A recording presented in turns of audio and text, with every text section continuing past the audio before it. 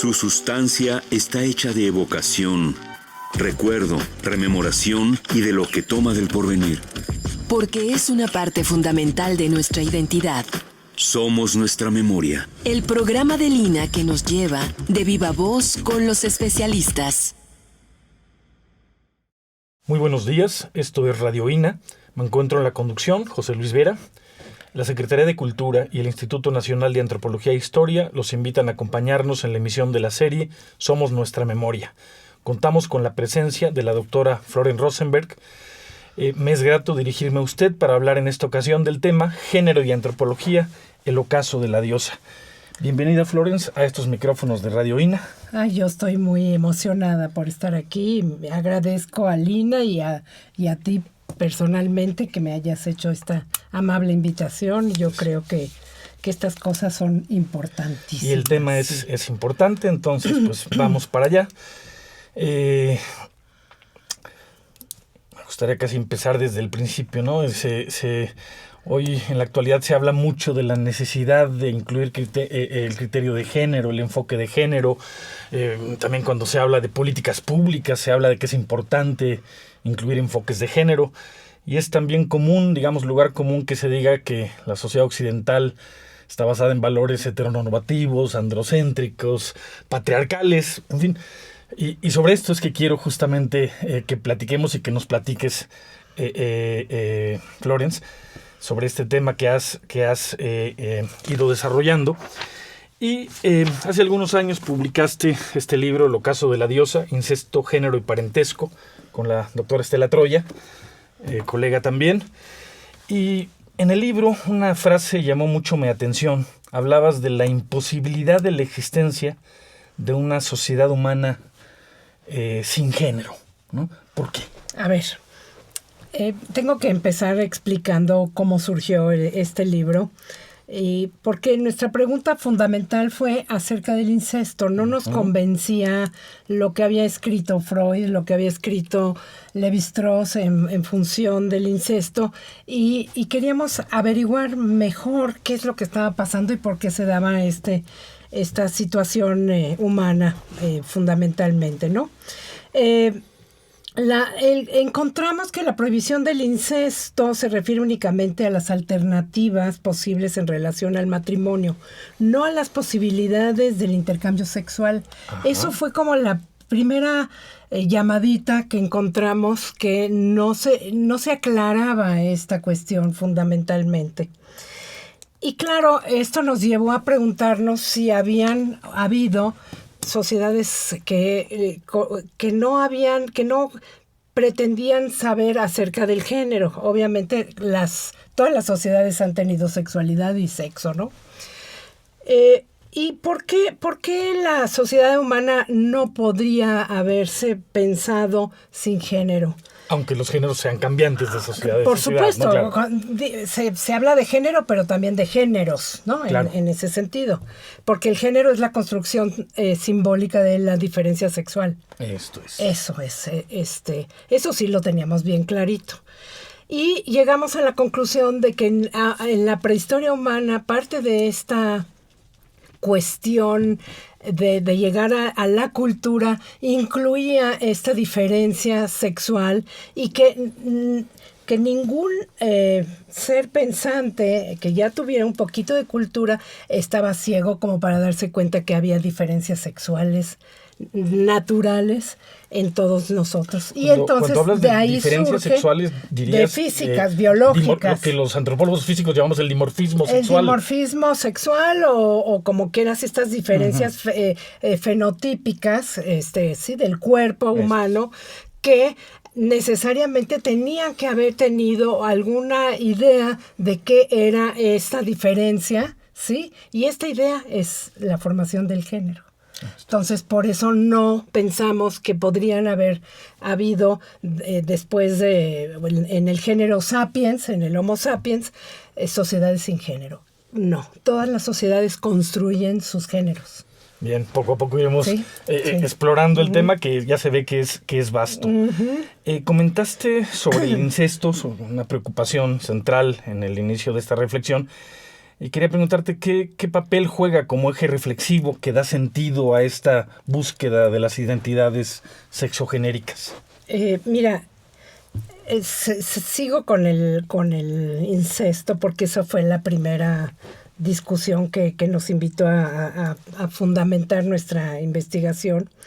Y es que, como les decía yo hace unos minutos, Freud fue el primero que habló del incesto, preocupándose por el que primero habló fue acerca del complejo de Edipo, ¿no? Y después Lévi-Strauss armó toda una teoría fundada en esta idea de que las sociedades incestuosas no tendrían cultura. ¿Sí? Entonces, de ahí el paso, decía Lévi-Strauss, que el paso de la naturaleza a la cultura era precisamente la prohibición del incesto. Como piedra de toque fundacional. Exactamente. Casi. Y eso, decía yo, no me alcanza para saber qué es lo que hace diferencia entre los animales. Entonces empezamos a averiguar acerca de la sexualidad en los animales. De ahí nos fuimos y decíamos, a ver, hay animales que sí tienen sexualidad entre muy pocas, pero sí existen casos de, por ejemplo, padres e hijas o madres e hijos en algunas sociedades animales. Pero en términos de las identidades también tenía que ver, la primera forma de identidad es una de las primeras formas de identidad es la identidad sexual y el saberse hijo de o padre de o madre de. Esa es la primera forma en la que la mismidad se va conformando, ¿no? Y tiene que ver con la sexualidad, que es el primer aprendizaje. De hecho, iremos un poco en esa dirección avanzando, porque una de las cosas que me sorprendió del libro es justo la ruta de investigación que estableces, en las que, entre otras cosas, se pasa por una revisión de la sexualidad animal o de la prehistoria de la sexualidad. Sí, ya iremos para allá, sí. Pero me parece que es una ruta a veces inusual, pero llegaremos en el momento adecuado. En el mismo texto hay una frase que me llamó mucho la atención, en la que hacen una paráfrasis de la famosa frase de Marx, que en este caso afirma: un fantasma recorre el mundo, el de la desigualdad hombre y mujer. ¿Qué papel juegan estas identidades en esta relación, por lo visto asimétrica y jerárquica a veces, y cómo abordarlas para su análisis? Yo digo, ahora sí que siguiendo a Marx, con esto del fantasma que recorre el mundo, ¿no? En términos de desigualdad hombre-mujer, Marx nos mostró en sus trabajos que había que empezar por analizar el presente para irnos poco a poco al pasado. Esta fue nuestro comienzo. Nos molestaba y nos preocupaba, por supuesto que es de preocuparse, las distinciones y todas las formas de discriminación y violencia hacia la mujer, etcétera, etcétera, ¿no? Y entonces decíamos, esto nos llevó directamente a buscar los orígenes del patriarcado. Porque la gente generalmente no sabe cuáles son esos orígenes, o no se pregunta, o piensa que esos orígenes estuvieron únicamente, por ejemplo, en las sociedades romanas, por ejemplo, ¿no? O que la vida siempre ha sido así. O que la vida sí, exactamente, ¿no? Y verdaderamente nos topamos con una serie de lecturas extraordinarias. Quiero, entre paréntesis, aclarar que esta investigación nos tardó entre 4 y 5 años. De leer y leíamos y luego otra vez leíamos y decíamos, ay, pues es que este señor está citando a este otro y otra vez y llegamos a esto, a buscar los orígenes del patriarcado, y nos topamos con una cuestión fundamental, que no todas las sociedades habían sido patriarcales. Y eso fue un conocimiento que nos cambió la vida. Para allá continuaremos poco a poco. Hace ratito dijiste una frase que, en fin, que es breve, pero es enormemente compleja, ¿no? Porque decías que el género no es más que la construcción simbólica de la diferencia sexual. Sí.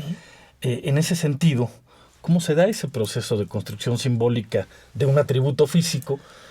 Y en nuestro caso, en nuestra sociedad, pues tradicionalmente se habla de lo masculino y lo femenino, aunque cada vez parece que tal modelo resulta insuficiente para dar cuenta de muchas otras identidades. Y de hecho, en ese tenor, y más allá de cómo se construye simbólicamente estas diferencias físicas, te quería preguntar o que nos comentaras de ejemplos de sociedades donde no sea necesariamente dual. Hay de hecho casos fascinantes, ¿no? Donde la visión sexogenérica no corresponde o corresponde poco, Claro. con la que se tiene en Occidente, aun cuando partimos que el dimorfismo sexual básicamente es el que es en los grupos humanos, ¿no? También nos pusimos a revisar, hicimos toda una revisión histórica de las etnografías clásicas en torno a las sociedades cazadoras-recolectoras. En nuestro libro, el primer capítulo es precisamente el irnos a ver qué pasaba con estas sociedades cazadoras-recolectoras, todo lo que es antes del Neolítico, ¿no? O sea, todo este mundo del Paleolítico. Y nos encontramos verdaderamente en unas maravillosas etnografías en las que contaban los antropólogos, los etnógrafos, muchas formas de vivir la sexualidad. Perdón. Por ejemplo, están para los cubeo, por ejemplo, les voy a dar unos ejemplos interesantes, de Colombia y de Brasil.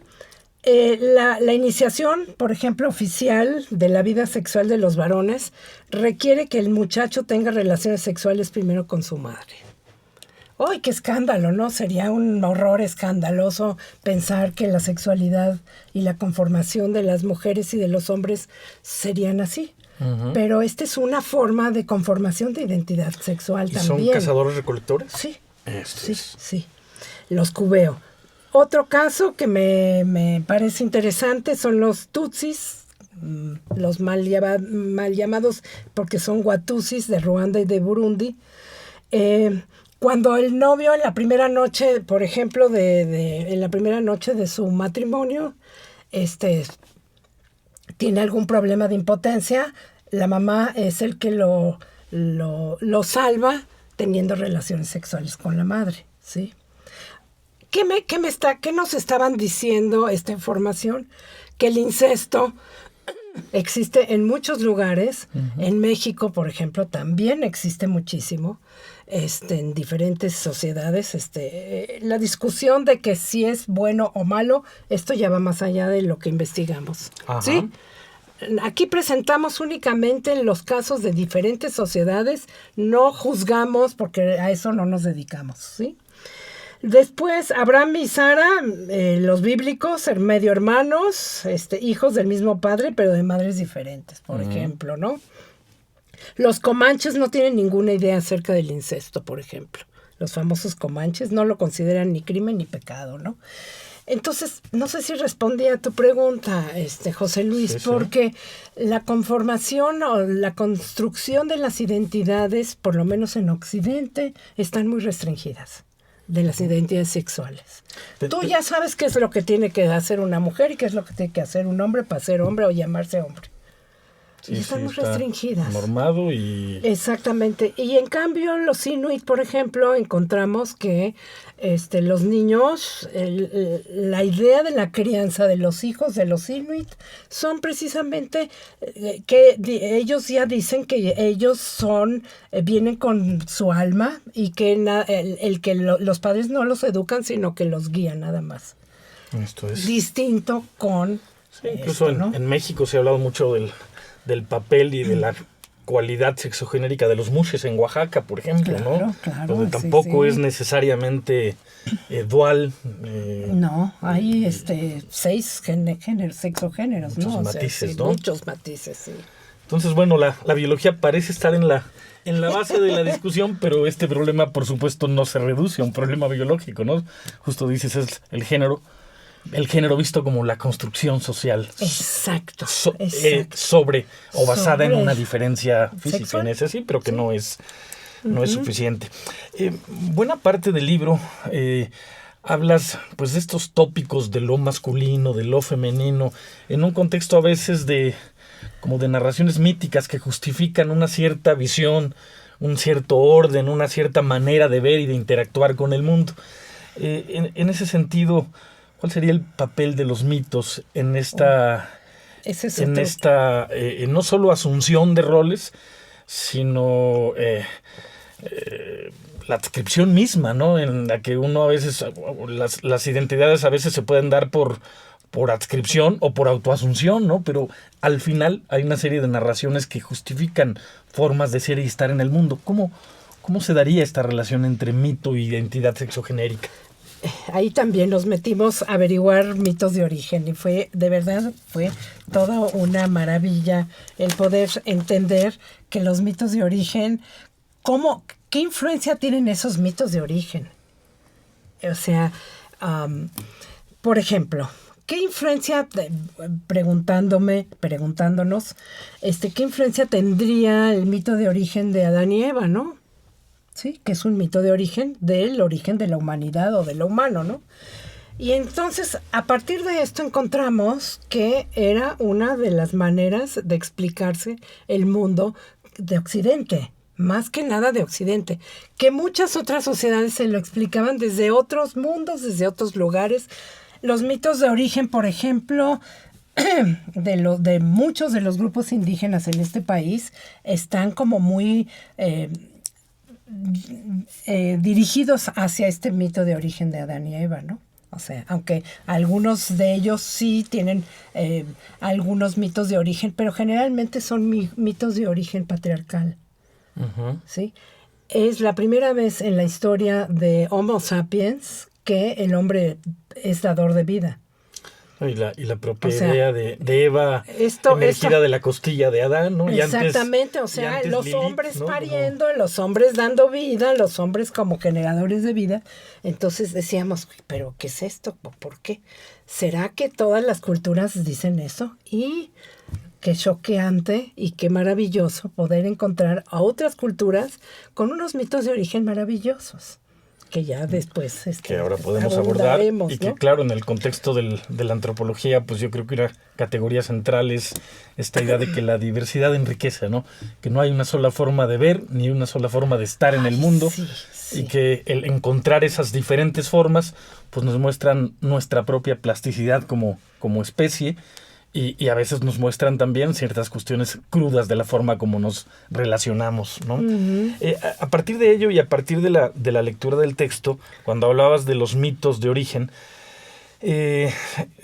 afirmaban en el texto que hay grupos humanos que construyen narraciones sobre dominio masculino, fundamentalmente lo has dicho ahora, pero también que hay grupos que lo construyen sobre dominio femenino o a veces sobre una convivencia o coexistencia o mixta de lo masculino y de lo femenino en los casos en los que haya esta dualidad en cuanto a lo sexogenérico. ¿Podrías hablar de esto? Claro, has dicho, buena parte de estas narraciones se identifican en el contexto de una visión patriarcal, pero entonces hay visiones también matriarcales. Oh, eso también, qué buena pregunta. Eso también nos llevó a preguntarnos cómo es que surge esta idea de matriarcado. Ahorita te contesto la primera parte, pero creo que es importantísimo.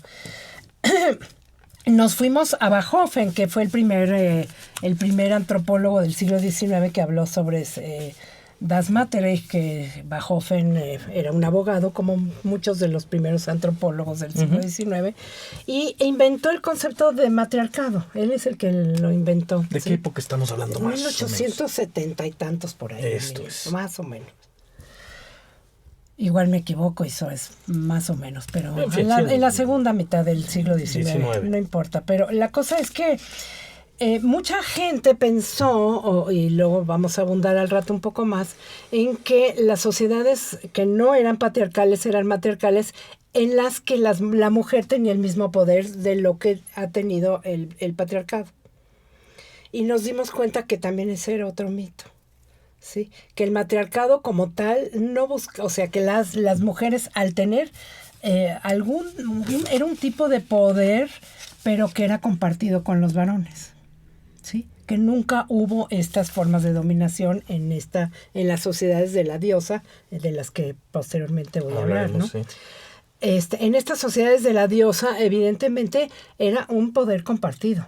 No es que religiosamente era la diosa, ¿sí? Uh-huh.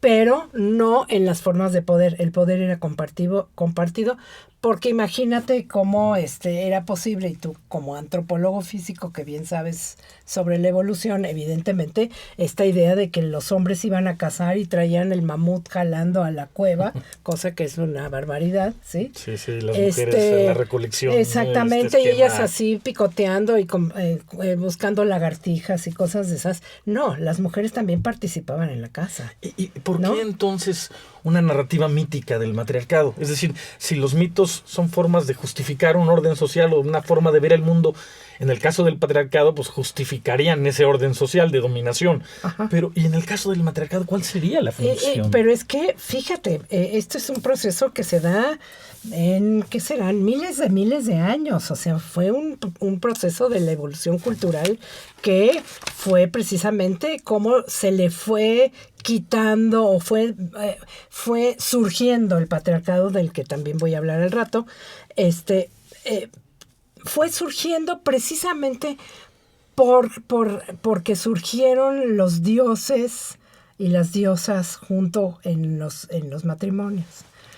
La diosa, si quieres, hablo primero de eso, ¿no? O sea, encontramos que hay diferentes tipos de patriarcados. Uh-huh. Están los patriarcados politeístas y los patriarcados monoteístas. Los politeístas tenían diferentes características, pero todos compartían a la diosa como tal, ¿sí? En cambio, en los monoteístas, la diosa ya no existe. ¿Las deidades siempre tienen también una asignación genérica? Claro. Siempre. Claro. O sea, ahora sí que los dioses hechos a imagen y semejanza de lo humano. Claro. Pues claro, Pascal Boyer así tiene un libro así, y los hombres hicieron al dios, ¿no? Claro. Los dioses, ¿no? Pero entonces siempre todos los grupos humanos tienen dioses. Sí, pueden ser muchos, pueden ser pocos, exactamente, pero son o animales, pero pueden ser animalos o animalas, ¿no? Ajá. Sí, con pero siempre las religiones tienen identidad sexual, por supuesto, sí. Qué interesante, ¿no? En fin. Entonces, el matriarcado como tal, hay que desmontarlo de la idea para justificar la necesariedad. En los mismos mitos de los que tú me platicas, desde guiones de predominio femenino, por ejemplo, la mujer está pariendo en los mismos mitos, ¿sí? Pero junto con los varones. O sea, no es la diosa autogeneradora como la gran diosa, que esa es la, ¿sí? Sino que ellas están pariendo junto con la pareja, el varón, ¿sí? En cambio, en los de predominio masculino, la mujer ya no aparece. Esa es de veras encontramos unas cosas interesantísimas, ¿no? O sea, puede haber la identificación de una diosa, pero el poder se ejerce. Exactamente, claro. ¿Sí? Esto es. Y todo, bueno, ok. No sé si quieras abundar un poco sobre el asunto de esta distinción patriarcado-matriarcado, porque quería ahora dar un giro un poco que me parece además muy provocador de tu libro y de Estela, pero no sé si quisieras abundar un poquito sobre esta visión de patriarcado-matriarcado, en fin, o más o menos hemos establecido ya digamos, lo básico. Sí, porque fíjate, al leer todas estas grandes etnografías, encontramos datos interesantísimos. Por ejemplo, el primero que se me ocurre es el libro de Godelier, ¿no? Uh-huh. El de los Barulla, ¿no? Que se llaman las sociedades de los grandes hombres, ¿no? Y él ahí plantea que es una sociedad sin clase, pero profundamente patriarcal. Es una sociedad sin clases, sin embargo, es profundamente patriarcal. A tal grado que las mujeres que las cachaban observando un ritual de los varones, habían violaciones tumultuarias de ese tamaño. ¿Sí? Y las golpeaban, unas cosas que verdaderamente, yo no sé cómo, esa es una de las grandes obras de la literatura etnográfica que yo amo, ¿no? Y entonces esto nos llevó a pensar que el patriarcado, primero, ha pervivido más de 10,000 años, ¿sí? Que no surgió ni en el capitalismo, ni en el, ¿cómo se llama? Ni en el feudalismo, ni en las sociedades, Roma, yo qué sé. Es mucho presente ya en cazadores-reproductores antes del origen de la agricultura. Y que hay muchos tipos de patriarcados, no nada más el que estamos acostumbrados a pensar. Eso es. Eso es lo que encontramos. Que había distintas formas de pensar al hombre y del tipo de vínculos con las mujeres. Muy bien. ¿Sí? A mí, un poco por deformación profesional y por interés en los enfoques evolucionistas, pues sí, este asunto del sexo-género, en fin, ha sido muy trabajado por algunas disciplinas biológicas, aunque tú partes de la idea de que tienen la base a la biología, pero que trasciende la biología, ¿no? Que hay una construcción de significado sobre el cuerpo físico. Y me llama la atención que justo para analizar este proceso, pues haces un viaje, sí, sincrónico, sí, de nuestra propia actualidad, pero también histórico, ¿no? Es más histórico. Y no solo histórico, sino que a veces es prehistórico, o sea, lo llevas hasta realmente niveles lejanos en el tiempo, que ya no constituirían solo la prehistoria, sino que se enmarcan ya prácticamente en contextos de discursos evolucionistas. Claro que sí. ¿Qué esperabas encontrar ahí y por qué recurres a esa posible evidencia en un contexto donde a veces estos enfoques evolucionistas no son del todo bien vistos o a veces, creo, no son del todo bien entendidos, comprendidos, claro, por algunas áreas de la antropología? Muy buena pregunta, me parece que yo que provengo de la antropología social, tengo mis credenciales son de la antropología social, aunque me encanta la antropología física, obviamente. Tengo años incursionando en este mundo, ¿no? La antropología social tuvo, no sé si a bien o a mal o a regular, junto con la etnología, a echar por tierra el concepto de evolucionismo del siglo XIX, que fue una lectura chafa, por no decir otra palabra, ¿sí?, de los postulados darwinistas, ¿sí? Claro que esto algunos otros teóricos lo utilizaron para justificar el colonialismo, la dominación y el proceso civilizatorio, entre comillas, ¿no? ¿Sí? Y bueno, surge en respuesta a esta posibilidad, a esta mala lectura, surge hasta, fíjate, pasando por Boas, que fue uno de los grandes críticos de este evolucionismo unilineal, hasta los años 40 con Gordon Childe, que aparece y dice, no señores, es que no podemos pensar al hombre sin pensar en evolución. ¿Sí? Esto fue el parteaguas en el pensamiento evolutivo, ¿no?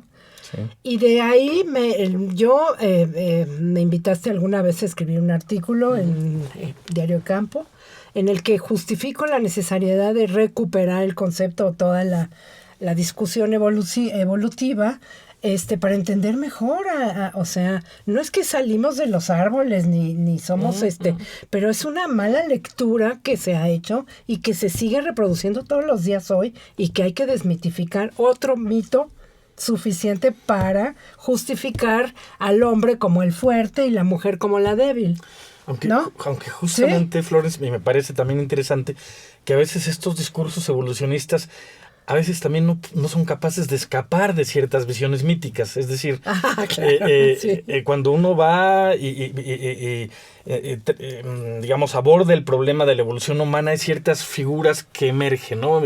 Es decir, durante algún tiempo decían, bueno, ¿y dónde estaban las mujeres en la evolución? Porque las representaciones de la evolución humana siempre son machos adultos. ¿Dónde estaban las mujeres, no? Incluso hay algún momento de la historia donde dos especies parecidas fueron interpretadas como los machos y las hembras, de los australopithecios, y algunos pensaban, uy, se murieron las hembras y los machos desconsolados se fueron a morir miles de años después a miles de kilómetros de distancia, ¿no? O sea,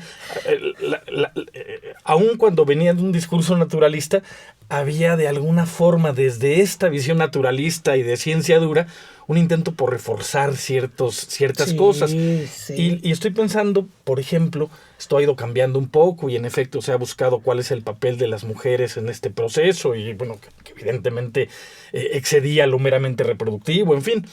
Pero entonces emergen figuras como Lucy o las famosas estas pisadas de Laetoli, ¿no? Donde se ven las huellas de unos homínidos de más de 3 millones de años.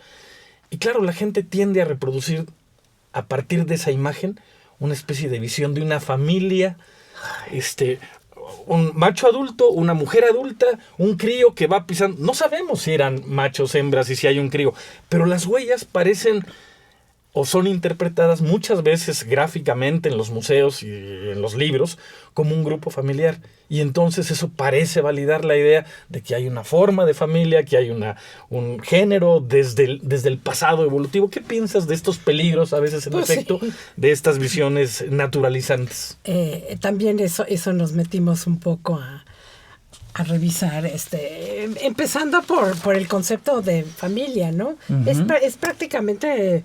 tiene más de 2000 años o algo así, ¿no? O sea, además el concepto de familia significa famulu, que en el mundo romano eran servidor. O sea, era el grupo doméstico que así se llamaba, que se confundía con familia, ¿no? O sea, el concepto de familia es en realidad del siglo XIX también, ¿no? O sea, y es la familia heterosexual con papás y niños, y el papá es el pater familia, el proveedor, el que va a llevar todo esto, ¿no?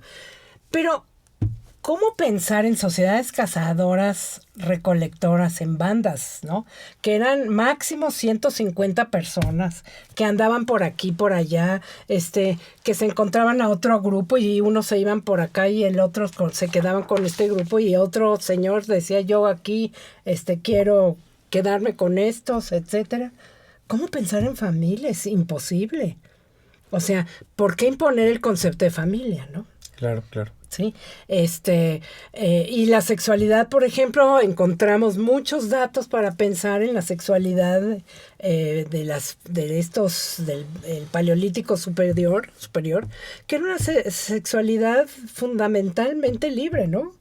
O sea, claro. Esta idea de promiscuidad, que también es una invención del XIX. Y un valor, ¿no? Judio-cristiano. Exactamente. En un sentido, ¿no? O sea, ¿qué es esto? La palabra promiscuo significa mezcla, Nada más. No tiene el concepto que se le da. Ay, eres bien promiscuo. No es cierto. Ya. Sí. Bien. Sí. Les recordamos que el tema de esta ocasión es género y antropología, el ocaso de la diosa, y que para hablar de esto contamos con la presencia de la doctora Flores Rosenberg. En el mismo texto, en este viaje que haces ya no a la prehistoria, sino a la evolución, pues revisas ciertos elementos que tienen que ver justo con esta, ya no solo distinción genérica, sino con esta visión de la sexualidad que a veces se separa genéricamente. Y entonces se cita el caso del cambio de los ciclos estrales a los ciclos menstruales, donde parece que se justifica una disponibilidad sexual de la mujer durante todo el periodo. O sea, que son argumentos que parecen terminar validando ciertos estereotipos y ciertos tópicos, o estos enfoques a veces cualitativos o cuantitativos de la reproducción y que casi son genéricos, ¿no? Mientras que se asume que los criterios reproductivos del hombre son cuantitativos, en la mujer son cualitativos. O sea, hay una justificación de una serie de roles o el propio significado del orgasmo femenino. Claro. ¿No?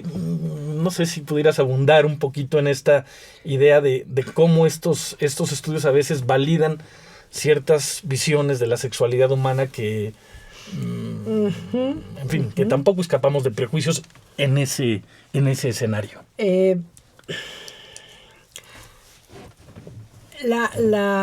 estro es una de las cualidades que se perdieron en la evolución de Homo sapiens. Se perdió el estro.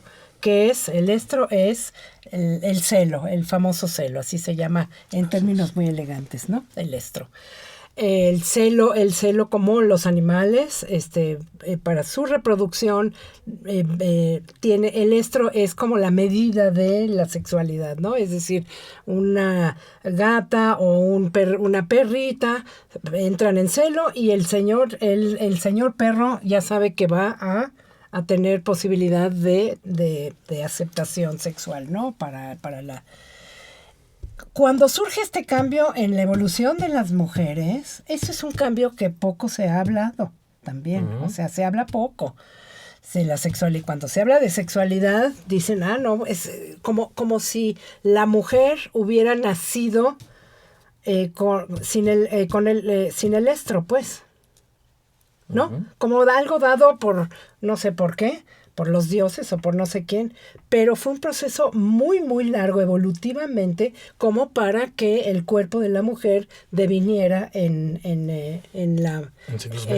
ciclos menstruales, que además esto nos lleva, por ejemplo, a por qué carambas se manejaba que la diosa, la famosa diosa, las sociedades de la diosa, no pensaban más que en ciclos menstruales. La divinidad era la luna, no era el sol.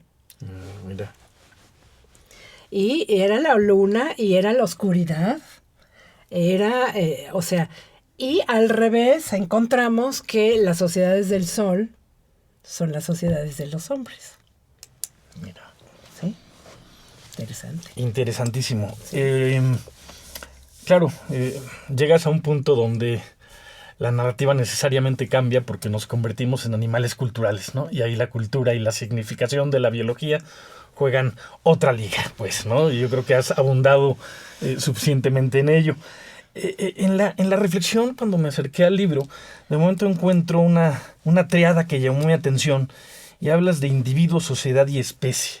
¿Cuál es el origen de esta triada? ¿Y cómo es que la usas en este contexto? ¿De dónde proviene la idea? Es el marco teórico con el que partimos, realmente es el marco de la complejidad, ¿no? Edgar Morán, un gran pensador, transdisciplinario él mismo como tal, ¿sí? Nos regala al mundo dejar de estar pensando en diadas y nos permite pensar en triadas, más allá de las triadas, ¿no? Tetras, pentas o lo que sea, ¿no? Y cuando él está hablando de individuo, sociedad, especie, está tomando a la vida como tal, no nada más al Homo sapiens, sino a la vida y a la vida no nada más del planeta, sino del cosmos, de verdad, del universo, ¿no? Él piensa cosmológicamente y universalmente en esa buena acepción de universo, ¿no? Y cuando pensamos en un individuo, claro que estamos pensando en este individuo sujeto, porque no es un individuo nada más, es un sujeto social que está sujeto a lo social, a la cultura, a lo social y a la cultura, que es parte de una especie. Esto a mí me da una visión distinta de la teórica del mundo. Uh-huh. Es el paradigma con el que salimos a investigar todo estas cosas, porque y esta complejidad también incluye la posibilidad de pensar en que la complejidad per se es la unión de lo que parecería estar desunido. Uh-huh. Y generalmente Occidente ha fragmentado el conocimiento. Y esto es lo que estamos tratando de evitar y de conectar lo que parecería ser que está desconectado, como el concepto de evolución y género, por ejemplo, ¿no? Establecer puentes, establecer diálogos. Puentes entre evolución, género y cultura, entre evolución, género y animales no humanos, por ejemplo, ¿no? Uh-huh. Y eso nos llevó a pensar distinto. ¿Sí? ¿Tú identificarías que el texto es un texto que trata sobre el género desde la complejidad? ¿Sería una forma de describirlo? Sería muy, ¿cómo se dice? poco, ¿cómo se dice? Ay, sería muy, muy pretencioso. Pero esa es la búsqueda, Pues es la ¿no? búsqueda, sí, es la búsqueda de pensar el sexo-género en términos evolutivos y complejamente, claro. Claro, Sí. y justamente puede ser una pretensión, pero en el camino se va construyendo y Se va construyendo, estos diálogos sí. y estos puentes de los Sí, que hablamos que sí. resultan necesarios, sobre todo para abordar un tema de esta complejidad, ¿no? No lo Sí, podemos reducir a pues una visión no. naturalista, ¿no? Por eso yo siempre a mis alumnos les digo, pensar en las simplemente, es decir, causa-efecto, es muy cómodo. Es como usar bastón en la vida. Si te quitas el bastón y empiezas a pensar en serio, en complejidad y complejizar las situaciones, los problemas, es vivir quizá más angustiadito, pero más sabroso. Muy bien. Sí.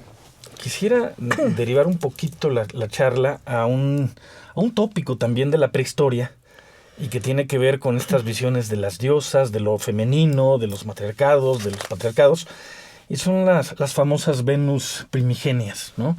Las Venus paleolíticas, que son estas famosas figurillas que tienen casi siempre, o diría siempre, femeninas, y que han sido interpretadas desde unas posiciones simbolistas como genitales de tamaños exagerados u obesidad que de algún modo justificarían la posibilidad de la sobrevivencia material del grupo. Digamos, así los han explicado a veces. Sin embargo, hay una posición alternativa que dice, ¿y qué tal que las Venus fueron elaboradas por mujeres? Y que tal vez esta proporción que vemos de las figurillas tienen que ver con la autopercepción de su propio cuerpo. Es decir, algo similar pasa incluso con el arte rupestre, ¿no? Resulta que estas manos que ponen a veces y que dejan fijadas en los muros, como hay dimorfismo sexual, no solo hay dimorfismo sexual de genitales, hay en general muchos otros rasgos dimórficos. Y han encontrado que muchas de estas manos son femeninas. ¿Cómo cambia esta visión de la prehistoria y de esta representación de lo femenino la posibilidad de que las Venus fueran en realidad elaboradas por mujeres y que no hubiese en esa misma dirección Adanes paleolíticos?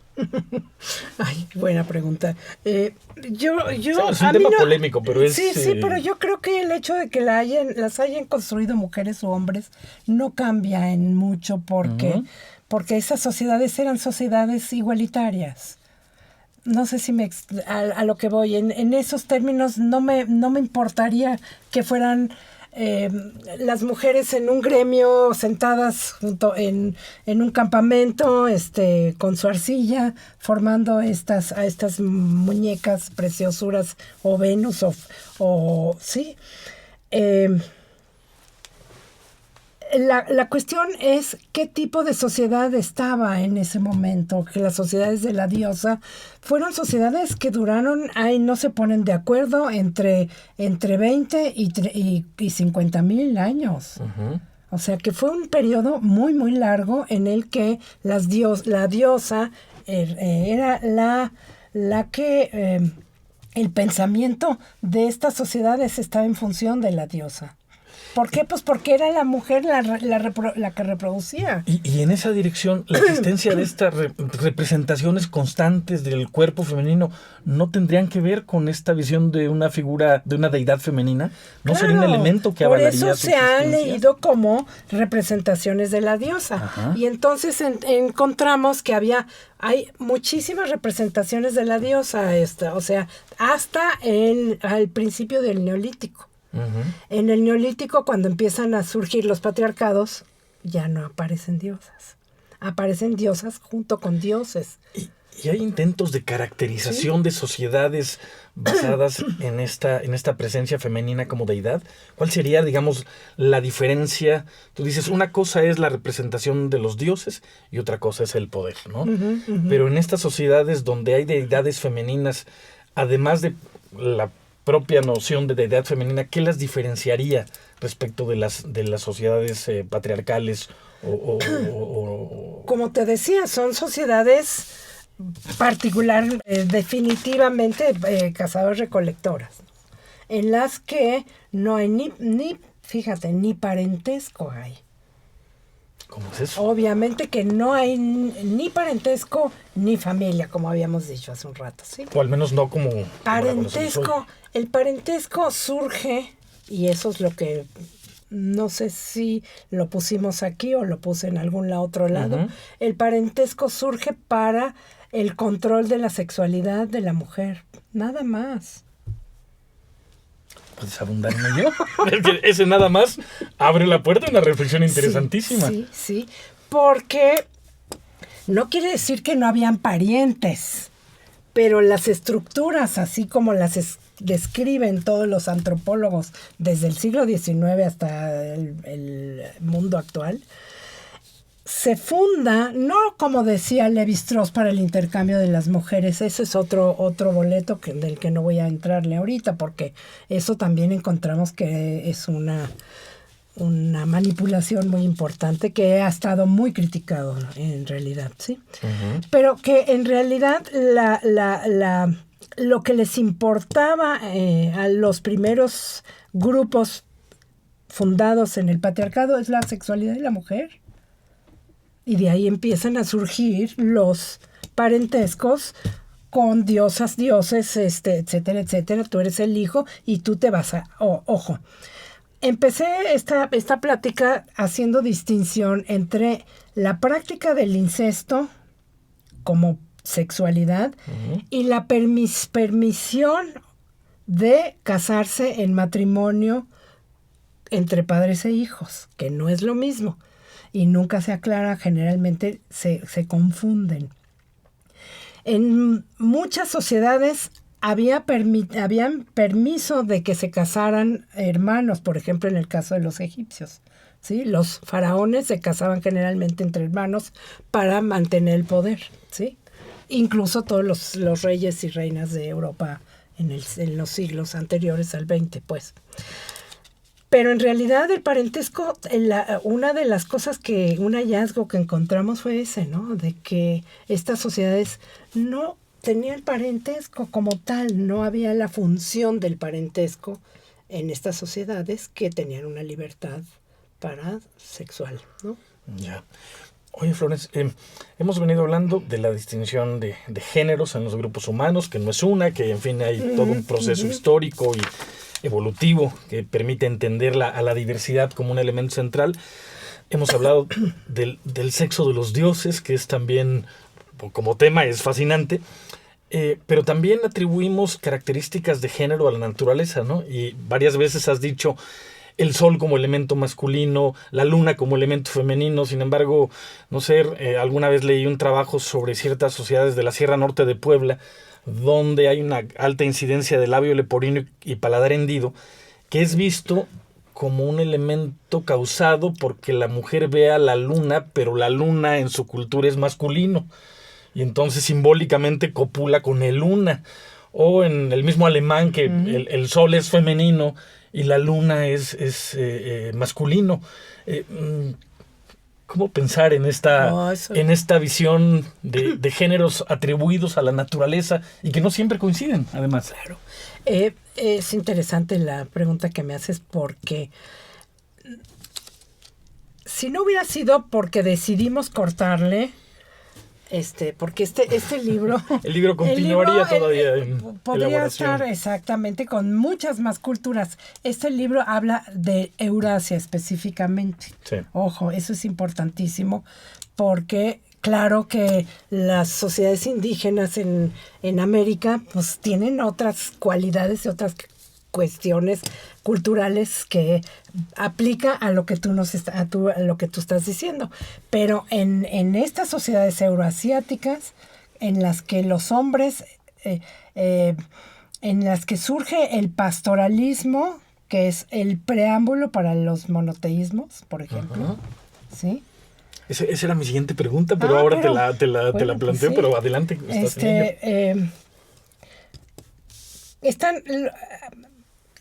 Voy a hablar un poco de estos patriarcados, ¿no? O sea, hay patriarcados no monoteístas, que serían los politeístas, que están los invasores, los fabuladores y los anuladores.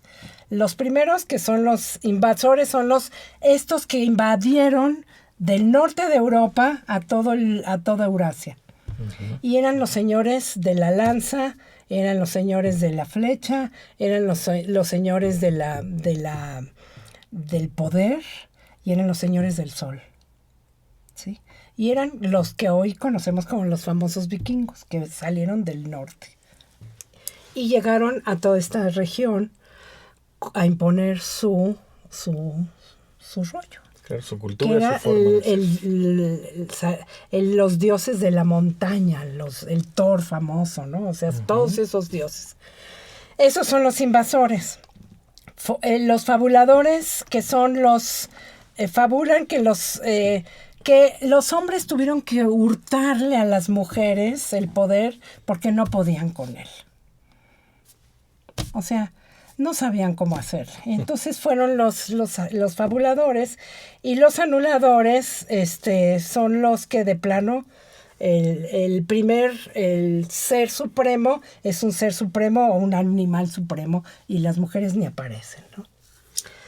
Y están los patriarcados monoteístas que ¿Y ya cómo se da ese paso de sociedades politeístas masculinas, con deidades masculinas y femeninas, a un monoteísmo masculino?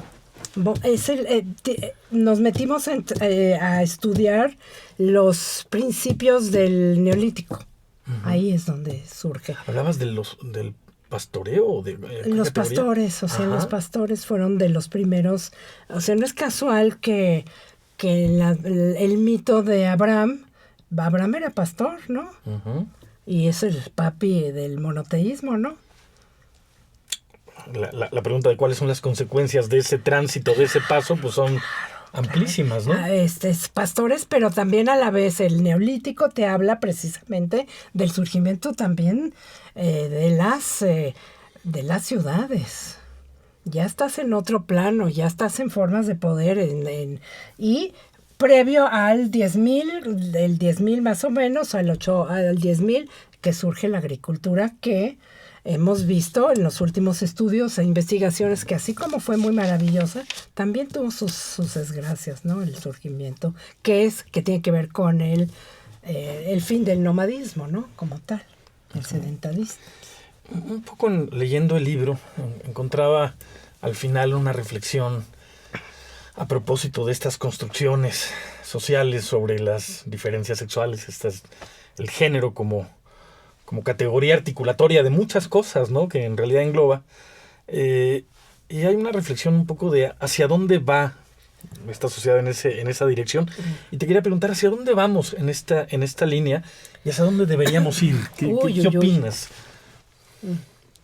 Cómo me gustaría que fuera. No, abre puerta a una discusión. Primero, el hecho de que hayamos encontrado que hubieran sociedades de la diosa en el que hubo posibilidad de sociedades más igualitarias, nos da pauta para pensar que hay posibilidades y que hay chance. ¿Sí? De otra manera... ¿Posibilidades y chances de qué? De cambiar, de que haya relaciones más igualitarias entre hombres, mujeres y niños, adultos y viejos, en el que no hubiera tal cantidad de desigualdad, más equidad, menos desigualdad en términos económicos, políticos, sociales, culturales, etcétera, etcétera. Eso sería una posibilidad el objetivo fundante de este libro fue precisamente decirle a la gente que hay chance de que hubieron sociedades que no fueran esas llamadas primitivas y esa cosa, que no, a lo mejor eran mucho mejores que las nuestras. Y complejas sin duda también, exactamente, ¿no? Muy complejas. Y que sí hay chance, ¿no? O sea, me acuerdo que en alguna de las veces que vino Manuel Wallerstein a México, hablaba de la posibilidad de que de hacer más grupo, más comunidad, menos mundo así soluble en la vida, ¿no?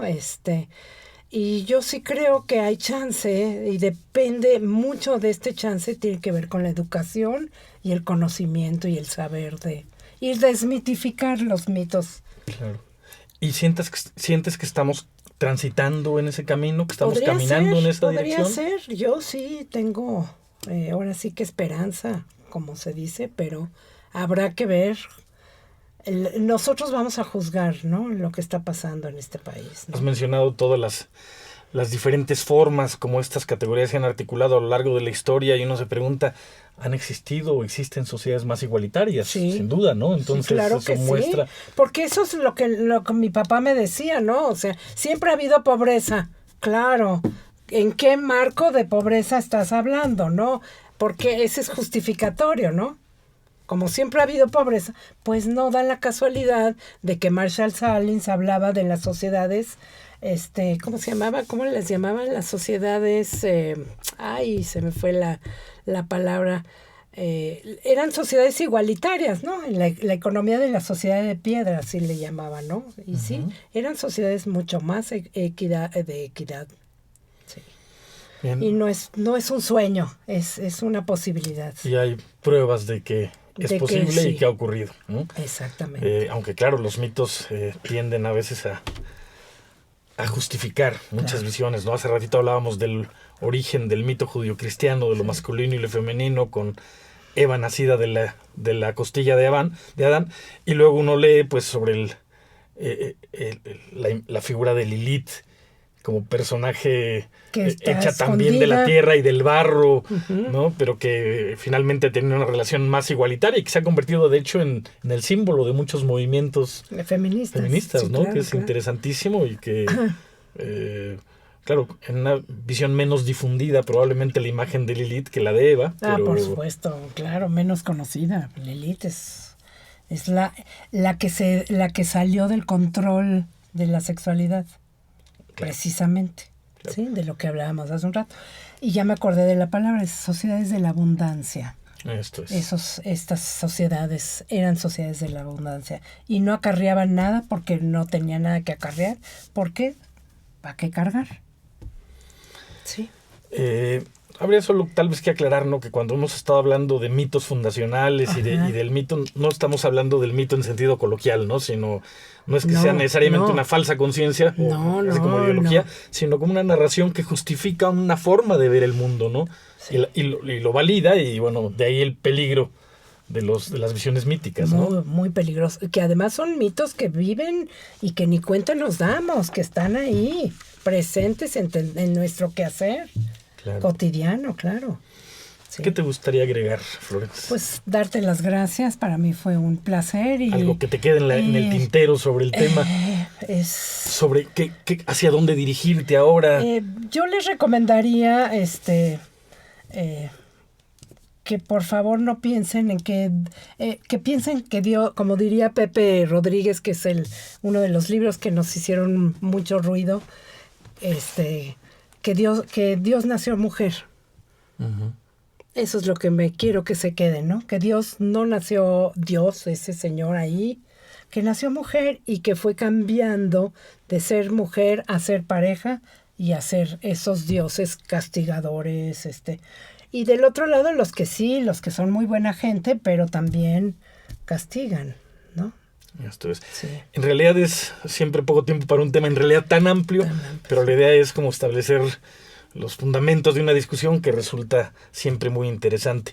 Para la gente que ve estas entrevistas, Florence, ¿qué textos les recomendarías que leyeran para que se acercaran a la temática? Híjole, son tantos, principalmente el de Pepe Rodríguez, que se llama Dios nació mujer. Y hay son dos libros que nos hicieron, o sea, que lean mucho sobre sociedades cazadoras recolectoras, uh-huh, que me parece que son muy importantes para entender el presente, de verdad. Y me da mucha tristeza que una ONG que se llama Survival International no esté siendo tan apreciada ni hay mucha gente que están pidiendo para que estas sociedades cazadoras recolectoras sobrevivan en este mundo. Y sobre la sexualidad y el género de sociedades contemporáneas y occidentales. Que la lectura del pasado no es un hobby, es una obligación, y que hay sociedades en que la sexualidad no estaba regulada, ni estaba mal vista, y que se ejercía libremente y que hay que repensar nuestra sexualidad en el mundo del siglo XXI, en el que aparecería que es más libre, pero en realidad no sabemos hacia dónde se dirige esa sexualidad. Y estoy pensando en las niñas adolescentes que están teniendo hijos, ¿no? Sí. Bueno, y por supuesto, pues queremos recomendar también, o quiero yo recomendar, El ocaso de la diosa, incesto, género y parentesco, de Florence Rosenberg y Estela Troya, editado por Porrúa. Miguel Ángel Porrúa. Y del Instituto Latinoamericano de Estudios de la Familia. Pues muchísimas gracias, Florence. Ha sido un disfrute escucharte. Así, José Luis Vera, a nombre de Radio INA, doy por terminada esta emisión, que fue posible por la generosa participación de nuestra invitada, la doctora Florence Rosenberg. Mil gracias, Florence. Gracias por la invitación. Gracias a nuestros escuchas por su atención. Les sugerimos consultar más de nuestra producción a través de www.radio.ina.gov.mx. En la realización, la Dirección de Medios de Comunicación a través de la Subdirección de Radio INA con Gabriela Marentes, producción técnicos Evanibaldo Morales, edición y controles Rubén Martínez, apoyo Marta Hernández.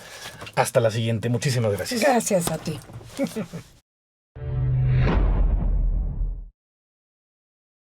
Las opiniones y comentarios aquí expresados son de entera responsabilidad de quienes proporcionan la información y no representan necesariamente las opiniones de Radio INA ni comprometen el pensamiento editorial del Instituto Nacional de Antropología e Historia.